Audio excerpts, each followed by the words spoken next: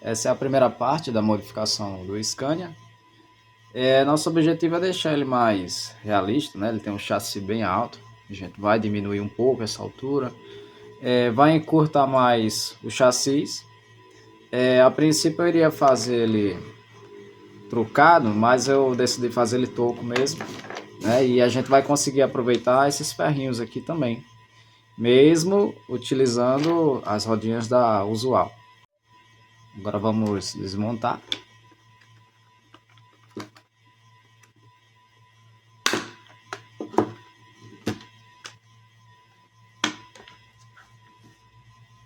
Eu já tinha feito um corte nessa parte aqui, mas talvez eu consiga aproveitar esse paralama, certo?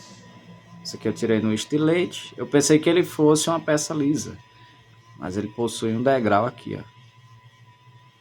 Acho que dá para vocês verem aí. Eu vou tirar os eixos agora para a gente conseguir fazer a medida da nova distância entre eixos, vai ser um pouco mais curta, e a gente vai ganhar realismo. Para tirar a medida da distância entre eixos, a gente tem que medir do meio dessa peça, né, onde vai encaixar o eixo, do final até o começo. Então, geralmente eu utilizo paquímetro, mas como não são todas as pessoas que possuem paquímetro, a gente usa uma régua normal. O zero ele vai ficar aqui no meio, certo? E a gente olhar aqui na frente, o 17 está no meio. Então quer dizer que a distância entre eixos dessa miniatura são 17 centímetros. Eu usei essa miniatura aqui da ERPA, que ela é 1:87, como referência para tirar a distância entre eixo original do Scania 124, certo? Então eu fiz a conversão para vocês não ter o trabalho de converter, certo? Então, à medida que eu cheguei, faz o seguinte: faz de conta que esse caminhão é na escala 1:30, que é a mesma escala dos caminhões da Usual Brinquedos. Então, fazendo a conversão, a distância entre eixo ideal vai ser 14,9, onde tem o 15, volta um pontinho, 14,9. Então, esse vai ser a distância entre eixo ideal para a nossa miniatura. Então, a gente deixa 14,9 aqui no meio. Então, o zero, ó, percebam que ele afasta um pouco mais para frente. Aí agora vai vir aquela dúvida, quanto a gente precisa tirar aqui para que saia de 17 centímetros para 14,9. É só a gente fazer uma conta de subtração. Então, 17 menos 14,9 dá exatamente 2,1 centímetros. Então, essa medida aqui, vou tentar marcar aqui para vocês, aqui ó, 2,1 centímetros. Então, é essa quantidade aqui que precisa sair do chassi. Aqui, galera, é o seguinte, onde é que a gente vai marcar o 2,1 que eu falei? Vocês precisam de um ponto de referência, igual esse que eu fiz aqui. Eu acho que dá para ver o risco, certo? O que eu fiz? Eu deixei 0,5, que é esse tracinho aqui, certo? Esse tracinho maior depois do zero. Então, ele vai ficar mais ou menos aqui, ó. O tracinho, ele vai ficar no final do paralama, certo? E o zero é onde eu fiz a marcação. Para adiantar, eu já tinha feito com o estilete. Tem aqui também essa marcação, certo? Eu coloquei o paralama de volta para poder pegar a referência. Então, a partir desse risco, a gente vai conseguir tirar o 2,1, certo? Esse palitinho maior na frente do 2 é os 2 centímetros, e como é 2,1, eu pulo mais um e vou deixar nesse menor, certo? Então, aqui onde tem o zero, eu vou fazer outra marcação até em cima, aqui eu marco até em cima, e a gente consegue tirar o excesso do chassi. Eu já fiz a marcação aqui, aí eu quero mostrar para vocês a técnica que eu utilizo para manter esse risco no esquadro, certo? Então, o que a gente faz? Na própria régua, a gente vai usar esses palitinhos aqui como referência, certo? Então, percebam que eles ficam alinhados, então o que você riscar vai ficar no esquadro, certo? Porque sem essa referência ele pode ficar assim, né? Pode ficar bem fora da medida. Então, quando a gente faz o alinhamento com o chassis, vendo como fica perfeito? Deixa eu só ajeitar aqui, pronto. Aí a mesma lógica a gente vai utilizar aqui em cima, certo? Então aqui já tem a marcação. Aí a gente pega a régua, faz o alinhamento dela, para ela não ficar fora. Então a gente tem um padrão. Então eu risco aqui e transfiro para esse lado. Uma dica importante sobre o estilete é que essa divisão aqui, ó, a gente pode quebrar a lâmina, certo? Para a gente deixar ele afiado novamente. Percebam que a ponta do meu ele já está quebrado, certo? E eu posso vir com o auxílio de um alicate, quebrar ela, ela vai ficar afiada novamente. Então aqui ela já está no ponto para a gente cortar o chassi. Eu passei essa dica para vocês porque eu só aprendi isso depois de adulto. Quando eu fazia minhas miniaturas de papelão, eu não sabia disso. Então a lâmina enferrujava e eu jogava a lâmina fora. Mas eu também não sabia que você pode comprar lâmina reserva. Tá vendo que ela tem todas essas divisões? Então você vai usando, quando essa ponta cegar, aí você não conseguir fazer mais corte, você vem e quebra a lâmina. Você consegue utilizar ela até o final, igual eu estou utilizando aqui. Então eu passei muitos anos descartando a lâmina, sendo que eu poderia utilizar inteira. Então quando ficava cego a ponta, eu trocava a lâmina inteira. Por quê? Eu não tinha essa informação. Com o auxílio da régua, a gente vai manter o corte sempre reto. Percebam que eu não preciso fazer força. Então, a gente vai passar a lâmina várias vezes, certo? Então, a forma correta é sempre com o estilete deitado, nunca na vertical, certo? Porque aqui você não tem controle sobre o corte. Já dessa maneira eu possuo.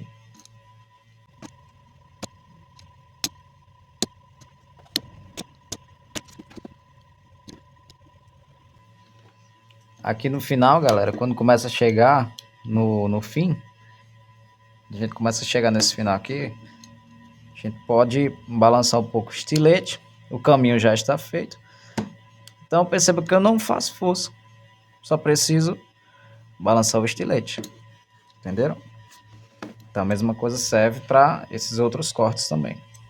Outra dica que eu vou passar aqui para vocês é o seguinte, tem muita gente que corta dessa forma, né? Segurando dessa forma. Também não está errado, certo? Só que você está cortando sem apoio. E como já tem o primeiro corte, percebam que o chassi já está afundando. Então isso atrapalha o corte. Pode ser que o corte saia solto. Então o que eu faço? Eu pego esse dedo aqui, uso ele como base, entendeu? Ó, percebam que o estilete ele fica firme. Então, como eu já fiz o caminho do estilete, onde vai ser o corte, eu não preciso do auxílio da régua, certo? Tá vendo? Eu já cortei sem nenhuma dificuldade. Então, a mesma lógica vai servir para fazer os outros cortes, certo? Aqui eu já cortei o excesso, né, aquela medida de 2,1. Colei com super bonder, né, essa super cola. Então, eu percebi que ficou uma brechinha aqui, eu acho que vocês vão conseguir ver. E embaixo também. O que acontece? Talvez não tivesse problema, mas a nossa querida régua, ela não deixa mentir.